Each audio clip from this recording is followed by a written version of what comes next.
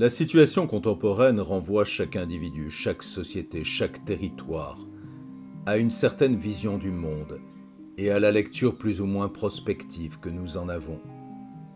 En quoi notre vision du monde participe-t-elle à y défendre la vie, le respect mutuel, la dignité?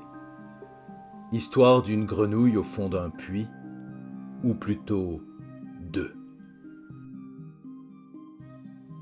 Une grenouille vagabondait en ce vaste monde lorsqu'elle s'approcha dangereusement de la margelle d'un puits, si imprudemment qu'elle finit par y chuter. Se remettant de son effroi, elle se retrouva donc dans le fond du puits où elle rejoignit une comparse.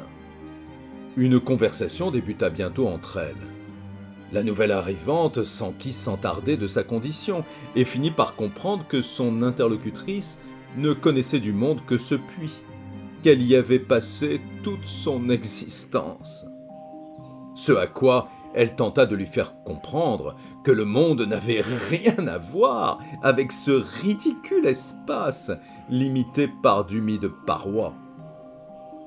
Hélas, ces tentatives furent vaines, car la résidente du puits ne parvenait pas à se représenter les dimensions de ce monde tellement plus vaste, auquel rien ne lui permettait de songer. Dépitée, la malheureuse arrivante finit par abandonner, admettant à contre-cœur que, pour une grenouille au fond du puits, le ciel se limite à la margelle. Nous sommes tous et toutes plus ou moins dans la position de l'une de ces deux grenouilles, et plus particulièrement de la seconde, aussi vaste soit en fait notre monde. Bien sûr, nous avons pu, par bonheur, devoir ou contrainte, arpenter de larges étendues du dit monde. Mais pour peu que nous y songions, quand n'avons-nous réellement découvert, compris? Comment y sommes-nous sortis de notre puits?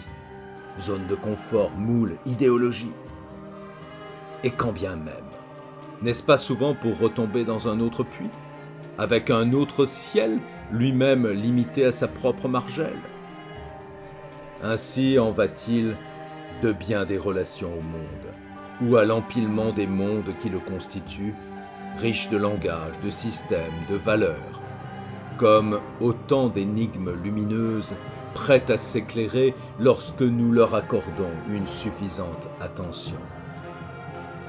Et, dès lors, ne sommes-nous pas conviés à tenter de concilier la singularité de notre condition en ce puits que nous habitons et l'universalité qui la contient? Montaigne nous invitait à reconnaître qu'est barbare ce qui n'est pas de notre usage.